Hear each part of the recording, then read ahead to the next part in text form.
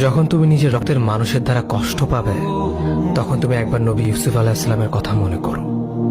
তিনি কিভাবে নিজের ভাইয়ের দ্বারা প্রতারিত হয়েছিল। যখন তোমার বাবা মা না বুঝে তোমার বিরুদ্ধাচরণ করে, তখন নবী ইব্রাহিম আলাইহিস সালামের কথা মনে করো।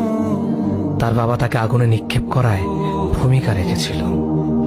যখন তুমি সমস্যা থেকে পরিত্রাণের জন্য কোনো পথ পাবে না, তখন ইউনুস আলাইহিস সালামের কথা ভেবো।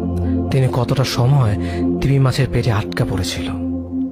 যখন তোমার নামে কেউ মিথ্যা অপবাদ ছড়িয়ে দেবে, তখন মা আয়েশা রাদিয়াল্লাহু আনহার কথা মনে করো। তার নামে পুরো শহর জুড়ে কুৎসা রচনা করা হয়েছিল।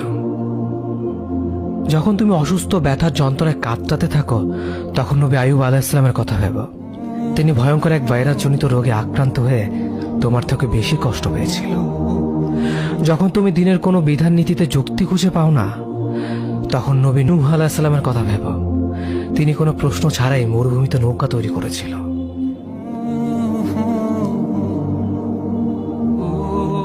যখন তুমি আত্মীয়স্বজন, পরিবার, বন্ধু বান্ধবের কাছে হাসির পাত্রে পরিণত হও, তখন তুমি শেষ নবী হযরত মুহাম্মদ সাল্লাল্লাহু আলাইহি ওয়াসাল্লামের কথা ভেবো। রাসূল সাল্লাল্লাহু আলাইহি ওয়াসাল্লাম বলেছিলেন, সবচেয়ে বড় পরীক্ষা দিয়ে সবথেকে বড় পুরস্কার আসে।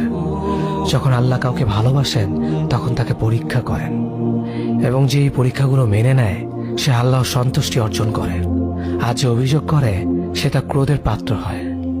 হে আল্লাহ, তোমার কথা মনে করা, তোমার প্রতি কৃতজ্ঞ হওয়ার এবং তোমার ইবাদত করার তৌফিক আমাদের দান করো। আমিন।